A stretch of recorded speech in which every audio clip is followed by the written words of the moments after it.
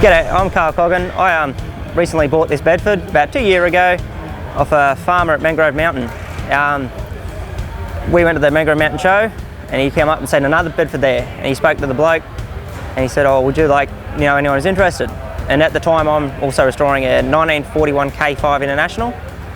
So I said, well, I want something I can drive around, just put on the road, have a bit of fun with. Then I went back down to his shed and he turned around and said, oh, I've got this just sitting here. I'd be ashamed to see it go to waste. And I said, oh, he said, if you want it, let me know. He said, I bought it I only paid $2 for it. But I fell in love with the truck almost the minute I seen it, and it's good fun. It's pretty much clean as I can find it. Only tidy work I've done is had to put a new motor in it, unfortunately, because the head was damaged, so I had to rebuild the head. In turn, I couldn't then found out there was a knock in the bottom of the motor, so I had to go and put a new motor in it, of course. It took me a while. It took me about 9 months to find a motor for it. Dropped the motor in there, and I've been chuffing away ever since.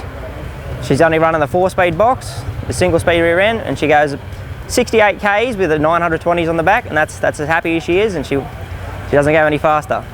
And when I spoke to the old bloke, I took him back up to him to see if he'd relive some memories. He had a tear in his eye when he seen it. He was quite happy, and he said you could go 40 mile an hour all day, every day. You go 42 to 44 mile an hour, your head would go bang. And he said he lent it to a bloke, and he did that, and that's what happened to the head.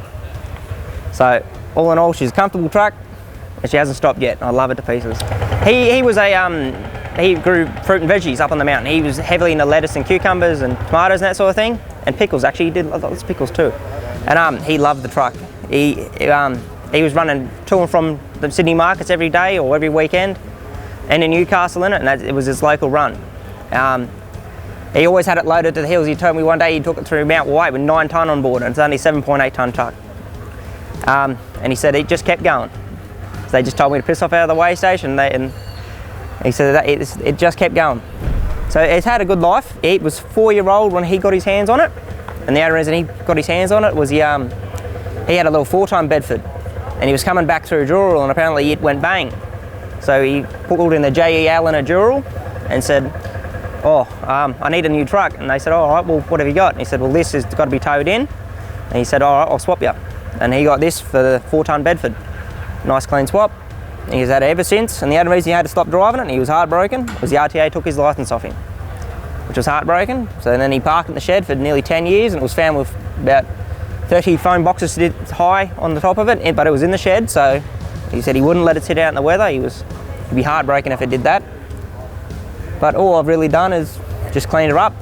I haven't touched any paintwork or anything. I don't really plan to. I like kind of the original working clothes. Nice and pretty, nice and easy to maintain. This episode of Truckstop TV was brought to you by Vintage Trucks and Commercials magazine, Australia's own magazine dedicated to preserving our transport heritage.